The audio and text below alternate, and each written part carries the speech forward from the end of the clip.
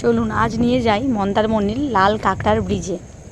দেখুন সমুদ্রের আশেপাশে দেখুন আপনারা দেখতে পাবেন প্রচুর লাল কাঁকড়া ঘুরে বলছে, এই জন্যই এই জায়গাটার নাম হচ্ছে লাল কাঁকড়ার ব্রিজ।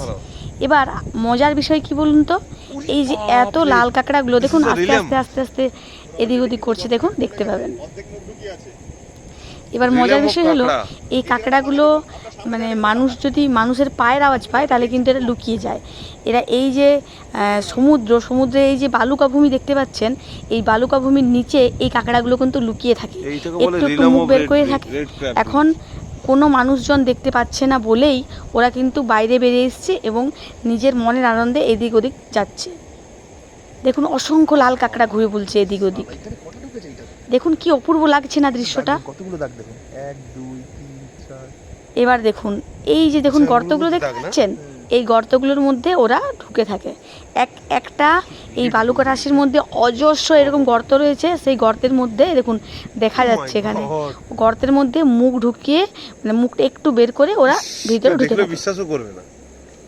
এই দেখুন মানুষজন আছে, ওই সাইডে মানুষজন রয়েছে, ওই সাইডে নৌকা রয়েছে, ওই সাইডে কিন্তু লাল কাঁকড়াগুলো নেই। মানে যেখানে মানুষজন থাকবে সেখানে কিন্তু লাল কাঁকড়া নেই।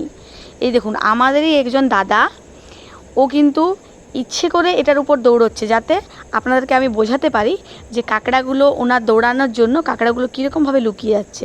দেখুন একটু আগেই পুরো লাল দেখতে পাচ্ছিলেন এখানটা, যেই দাদা ভাই দৌড়ালো সেই দেখুন একটা জায়গাও কিন্তু লাল নেই, সব কাঁকড়াগুলো কিন্তু বালুকা রাশির মধ্যে ঢুকে গেছে। স্যার ওয়ান্স মোর আবার এদিকে দেখুন, ওদিকে যেমন দাদা দৌড়ালো সেই জন্য একটাও দেখা যাচ্ছে না, এদিকে দেখুন পুরো একদম ভরে আছে লাল কাঁকড়ায়।